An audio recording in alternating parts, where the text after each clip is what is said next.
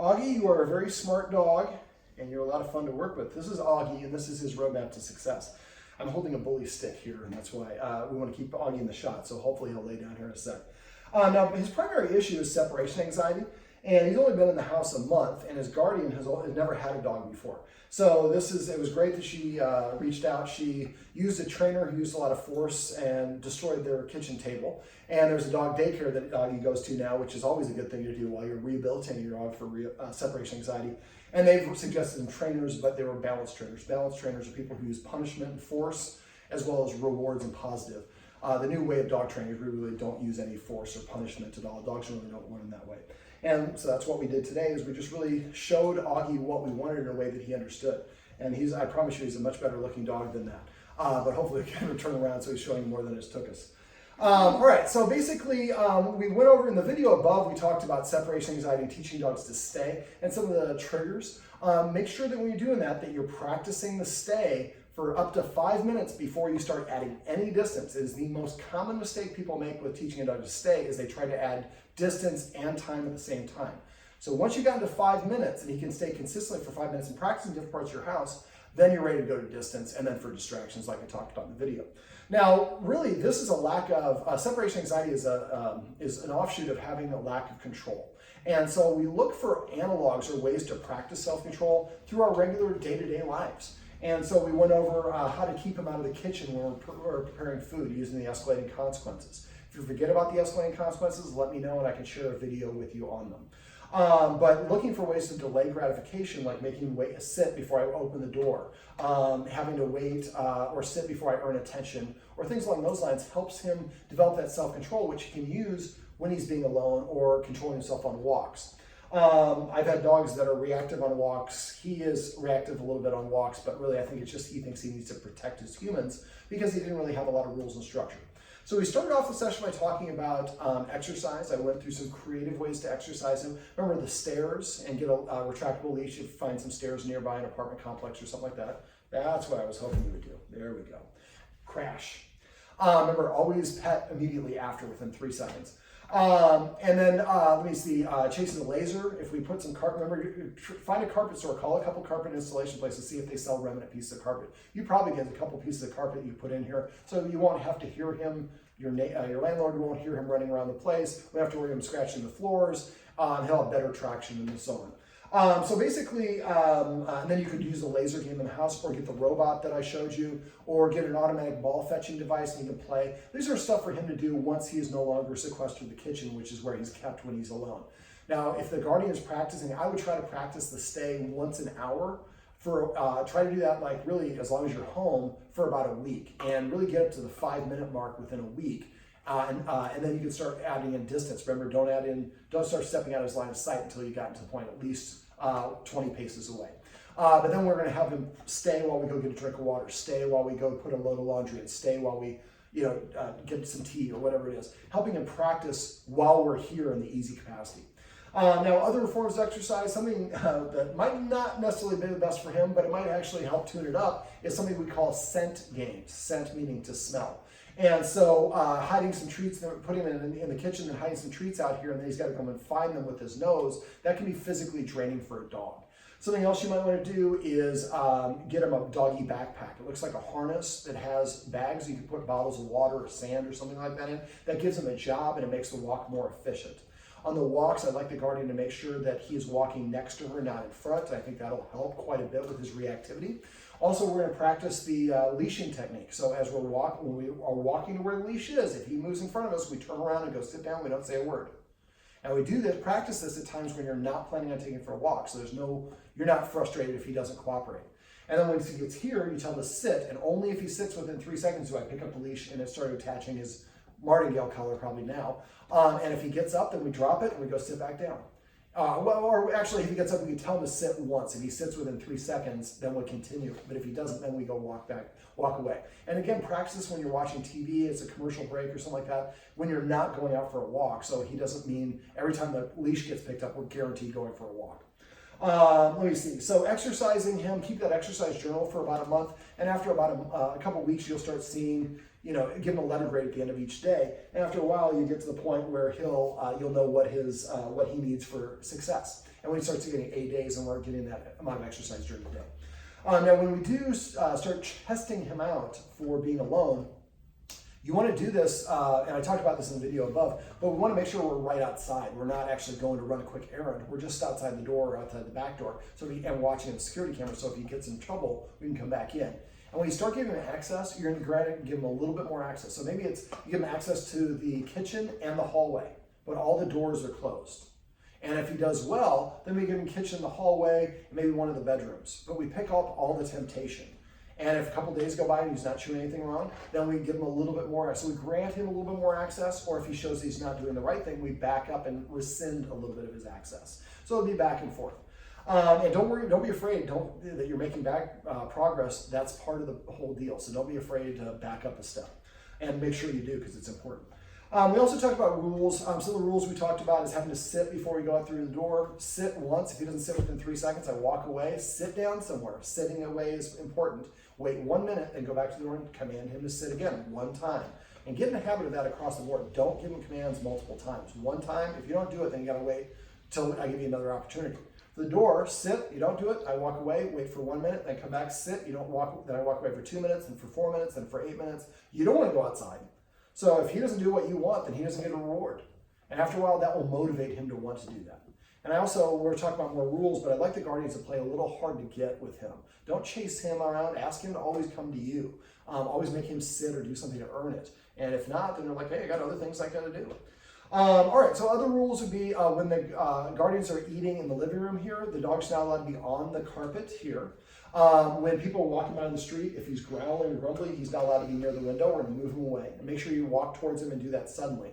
But watch him. If he sees another dog, he's just kind of like at the window looking, and suddenly he sees another dog, he's going to kind of lower his head and stare. That's when you would want to hiss. And if you do it with the right technique, he'll probably walk, intensity, he'll probably walk away on his own. The key with the hiss is to catch him before he does the wrong thing. Once he does it, the hiss, he's not going to hear it. And then let me see, other rules: not be allowed in the kitchen when we're preparing food, not be allowed in the kitchen when he's eating. Well, it's his feeding time until we give him permission.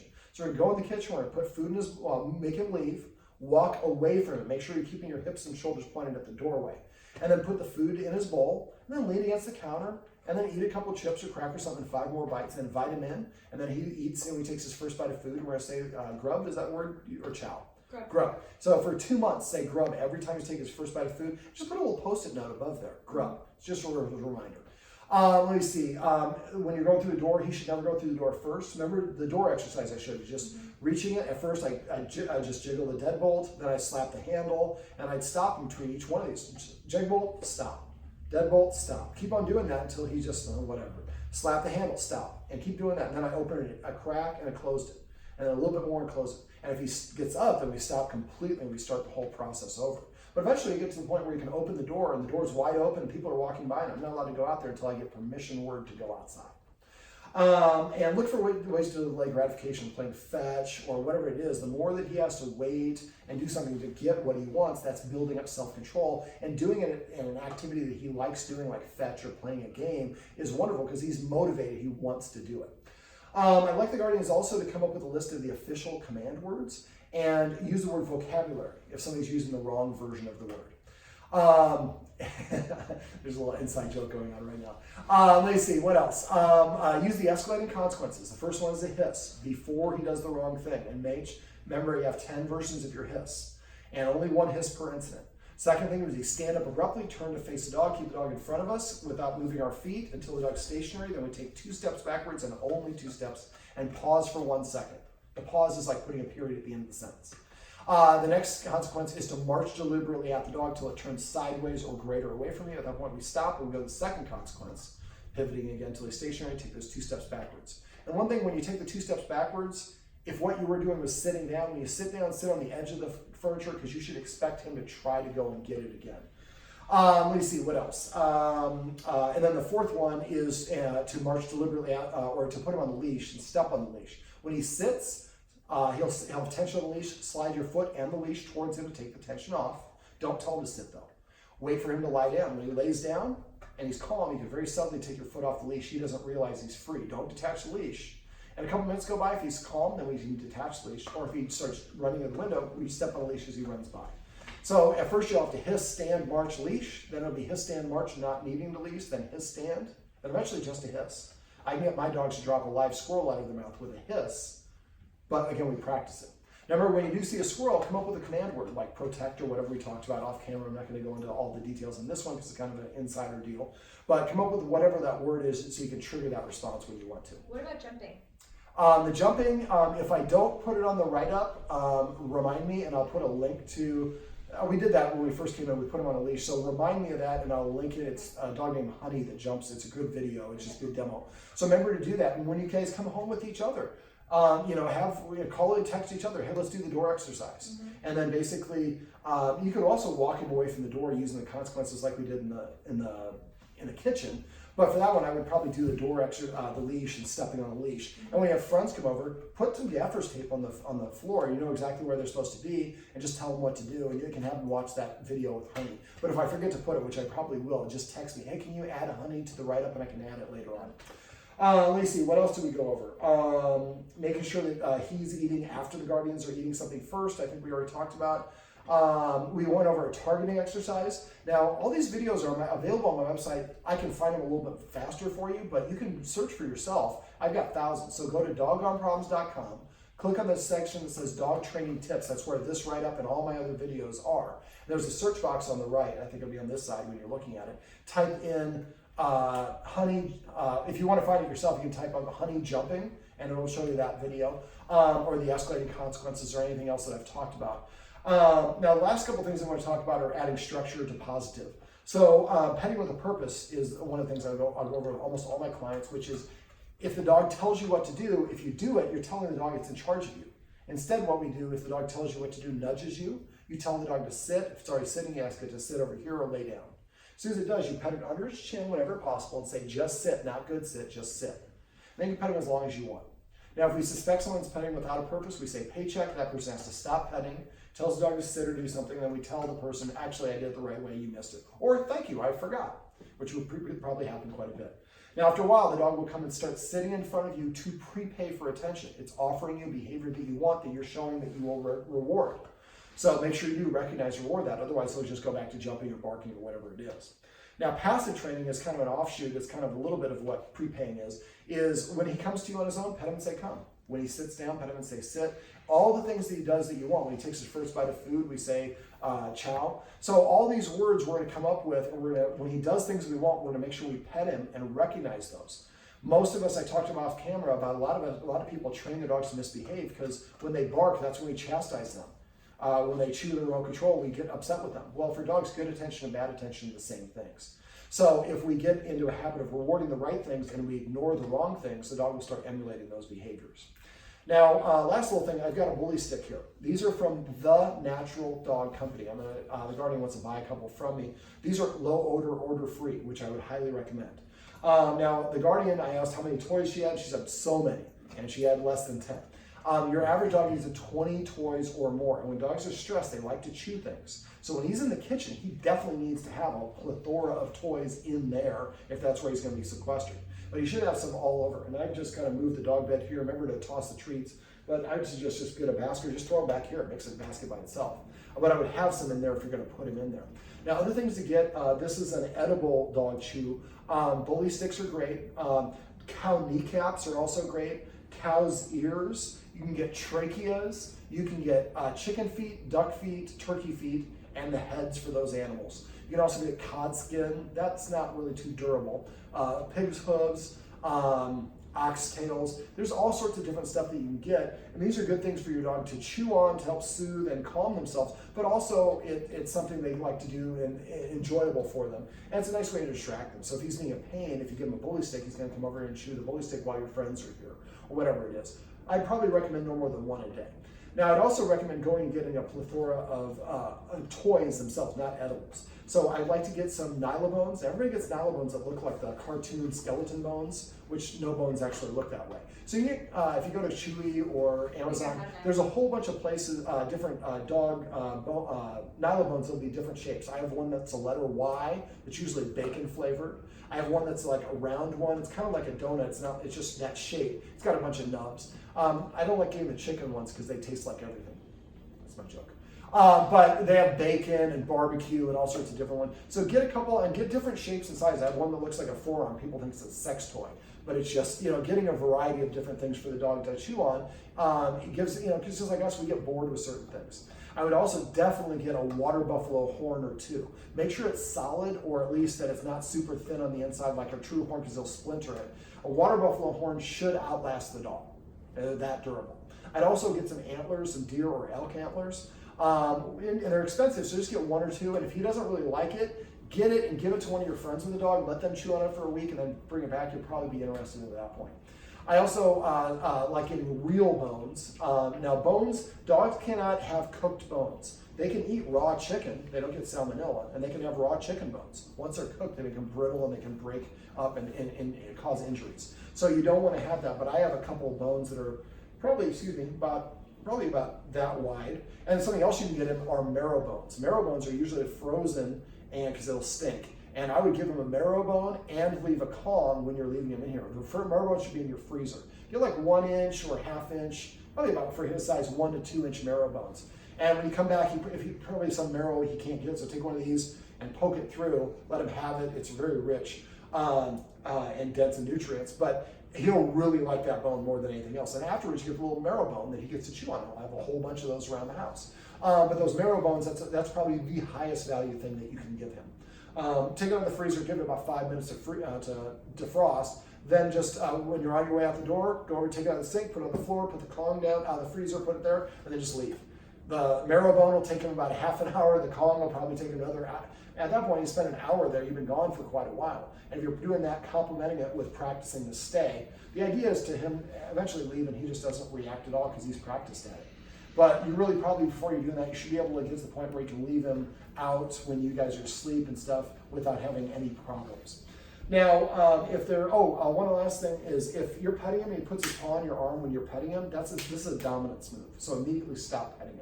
Matter of fact, anytime he's doing anything you don't like, stopping petting or stopping interacting with dogs is half of how we communicate. Most of us only see the other half is the engaging and petting with him, but disengaging when he does the wrong thing is equally effective. So you're petting and he does that, stop. You're petting and he starts barking, stop. After a while, you're saying, look, it's good behavior that I want from you. Yeah, I can't let you have this whole thing, but normally, is that a dog upstairs or across the street? Upstairs. Okay, and he normally doesn't bark at that dog. Okay. Remember to use the martingale and a special twist the leash for the walk. Remember, his shoulder needs to be next to your hip. So don't let him go too far in front. The one thing the guardian was doing, she was really stiff, so be very relaxed. Have no tension in your arm unless you're correcting. When you're correcting, go up and down really fast. And remember, do it before he gets in front of you. I'm happy to come back and we can work on loose leash walking and some other stuff. Just let me know if you want. I need to schedule it about a month ahead of time. And so we can set some stuff up and I can come by, show you 4 or 5 things. You practice it for a month. I can come back next month and show you some more things and you can shoot me little videos or questions. Now, if you do have questions, please don't hesitate. If I don't hear from you, I assume that means everything's going great. So if there's a problem, you're not remembering how to do something, let me know. Text is the best way to reach me. And I'll share my number with you off camera so everybody in America doesn't know what it is. Let me see. Besides that, do you have any other questions or? I think that's pretty. This is why I do this. It's just freshest in my brain. So if there is anything you forgot to ask me or something's not working, let me know. When if he's not in the kitchen, when we want him out of the kitchen when we're preparing his food, and then we invite him back in, can we use parole to invite him back in? No, I would make parole exclusively for release word, and that's the only time you use that. So that way it's just for that. Because when you're practicing to stay, like I said, 100% success rate is crucial. Right. And then the only way otherwise you can teach him a hold or a wait, which means wait till the next command. So parole's just to get out of stay. Just to get out of stay. So I can, service dog, they actually put it in the middle of a basketball court, and the handler leaves the building. And then they have people play an actual game of basketball, and the dog has to stay in the middle of the court without moving while the basketball and people running around them. That's a wonderful stay. Most dogs can't achieve that. But you don't necessarily need that. For a service dog, they might actually need it. All right, well, let's do this. Let me have this. It's in here. I want you to turn around. I'm trying to formulate a way to get you to turn around. There we go. There we go. Still his butt. But I'm going to get you to turn around. There we go. So now I can ask. This is why I like doing the targeting exercise. And that's one, and you can see I'm activating his opposition reflex. So I don't want to do it in an aggressive way, but I just want everybody to see what a handsome dog he is, because he is. Isn't he awesome? So that targeting exercise is also something on my website. So search for targeting. Remember, you at first chop within 4 inches of his nose, but eventually further and further away. Make sure when you're chopping, one of the guardians was like this. And also when you go sometimes he looks there. So he does that. If he looks the wrong direction, pull your arm back. When he looks at you, then chop again. And the point of that is focus? The point of that is to get him to come to you, to move him around, right. or to redirect his attention. Or it can be an alternative way of calling him to come. But just like right there, if I had a targeting exercise, I could have moved him into a circle without physically manipulating him like I did, which I don't like doing. All right, well, this handsome devil is Auggie, and this is Auggie's roadmap to success. Remember, everything you do trains your dog, only sometimes you mean it.